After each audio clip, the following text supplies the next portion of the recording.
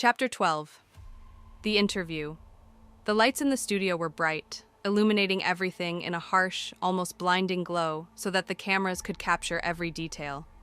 I stood in the wings as I watched the production prepare to start. Ruth Zheng, Night City's most political television commentator, sat at a desk of polished faux wood as a staff member checked her makeup. Behind her, the hollow wall streamed live-feed panoramic views of the city as drones flew through the sky. The live audience, a rarity for television shows these days, mumbled through conversations as they waited for the show to begin. Ruth was a slippery personality for Night City. As a late-night political commentator, she delivered news everyone needed to hear, but did so through comedy. Her jokes were sharp and poignant, leaving no room for doubt about what she meant. Criticism from public officials was deflected by her saying the jokes were written by interns, viewers, or other third parties. Her interviews were typically a mixture of sardonic dressings down and puckish rebukes.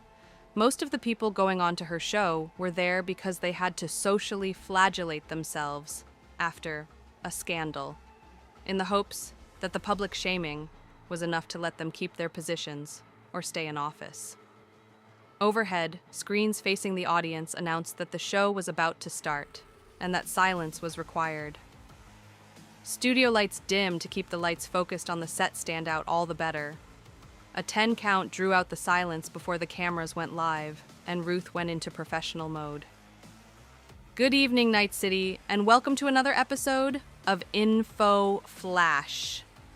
She grinned at the camera. The audience cheered and clapped for a few moments. Tonight's show is going to be a special one, she said.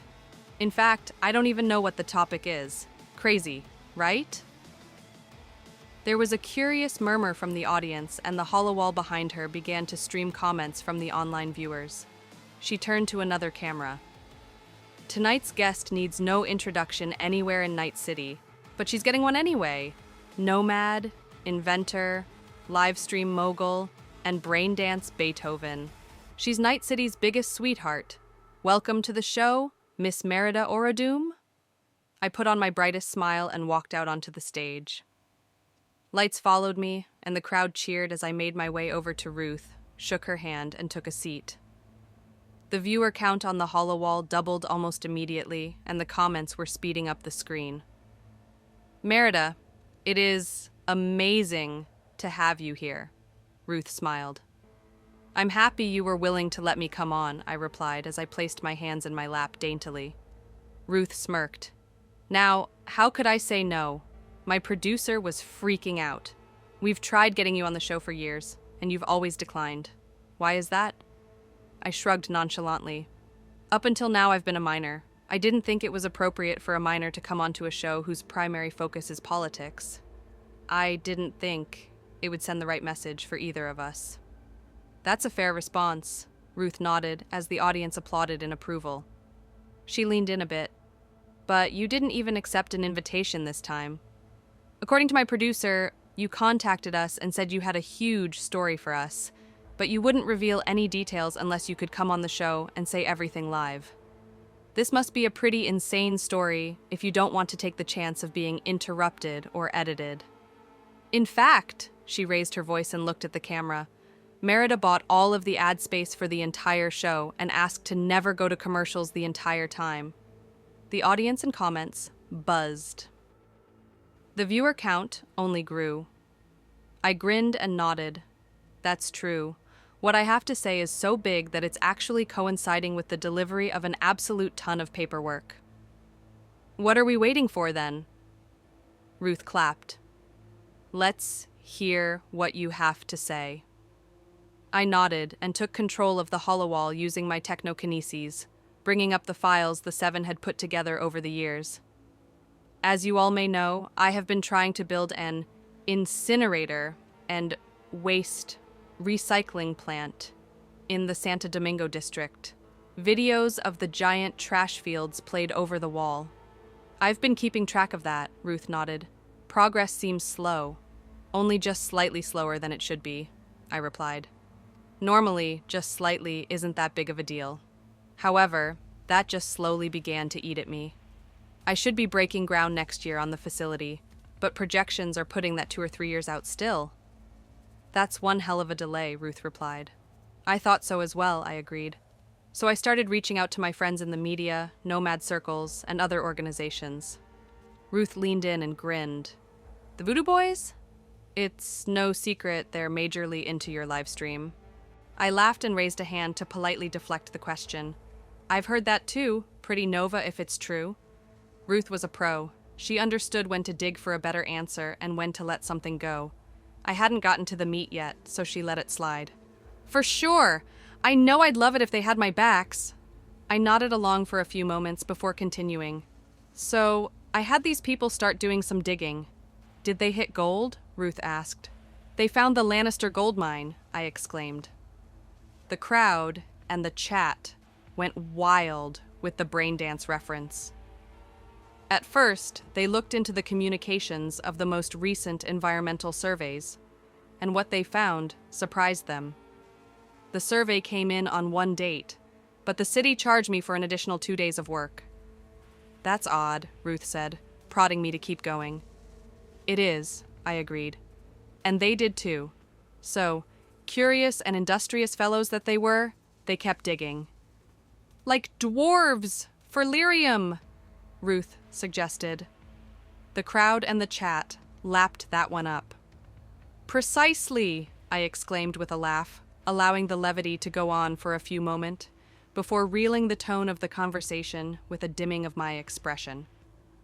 And just like dwarves, when they found a vein, they followed it. And these veins went deep. The hollow wall was flooded with pictures of electronic conversations, messages, emails, and more. Hundreds, thousands of them. Then, faces and names of dozens and dozens of individuals began to line the wall. Their names and positions within Night City's bureaucracy popped up only a moment afterwards. The listed documents began to move to each pictured individual.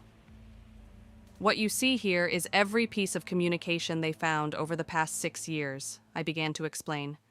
Each and every message doesn't just concern the project, but it also concerns increasing fees, drawing out processes. Contract work would suddenly need to be restarted with the contract prices tripling with forgotten or unintentionally reduced fees. Unexpected extensions of deadlines would pop up, I continued.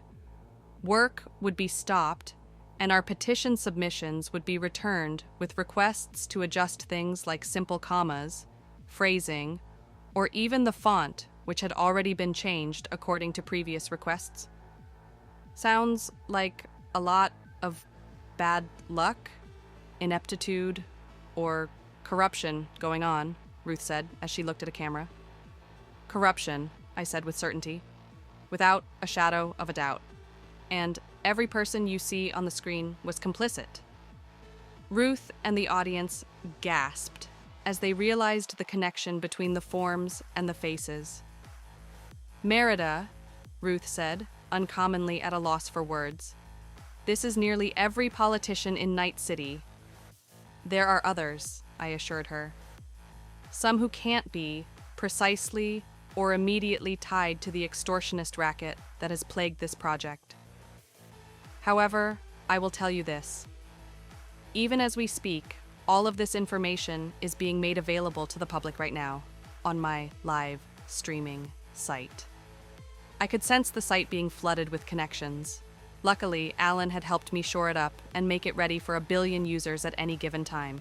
So the millions of connections in that moment weren't going to crash it. The city government, municipal authorities, Department of Environment Systems, the Urban Development Authority, the City Comptroller, and Procurement Office are all receiving notices of intent to sue at this very moment, I announced. Also, every person you see on this screen is being served notices of personal liability to stop them from being able to hide behind the typical political shield of them acting in their official capacity. A sudden outburst of approving applause erupted from the audience. Men and women stood in excitement. I am also serving notices of ethics and anti-corruption, I continued louder, with an infectious gusto.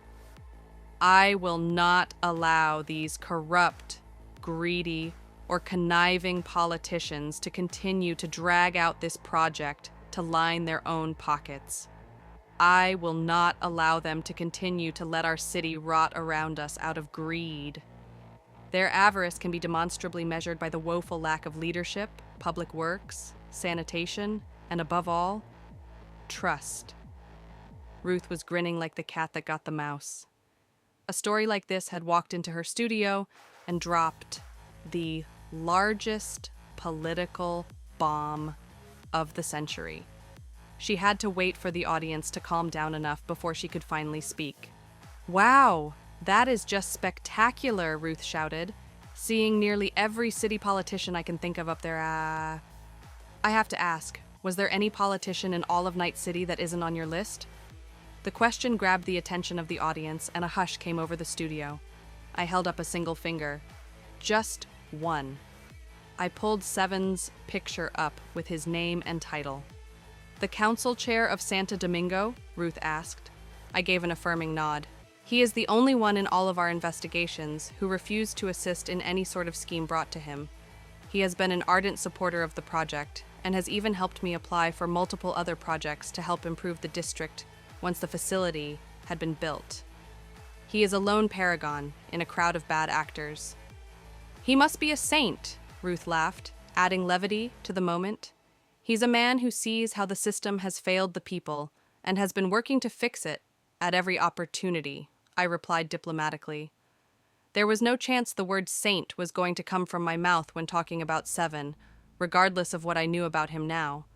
He has climbed the city's hierarchy, rung by rung, doing what he can to keep the promises he made to us, the city's citizens. Ruth hummed thoughtfully. "That's quite the endorsement. It's a shame you didn't make it 2 years from now, when the mayoral seat is up for grabs." I laughed and shrugged. "He has my permission to use the recording if he wants to, and I'd be pleased to officially endorse him if he does decide to run.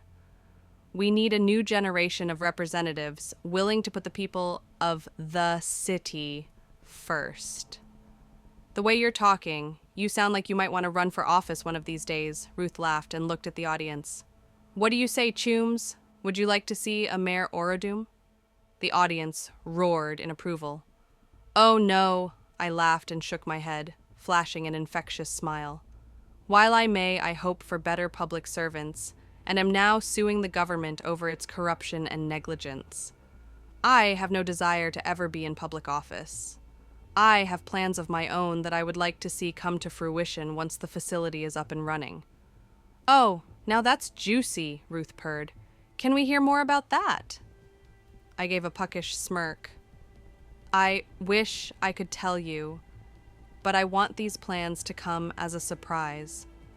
But trust me when I say that these plans will only continue to serve our wonderful city, promote the community, and encourage everyone to grow both inwardly and outwardly." The interview continued for another half hour. I pointed out especially egregious offenses. We talked about fan theories concerning the MIA brain dances. We broke precedents and took questions live from the audience.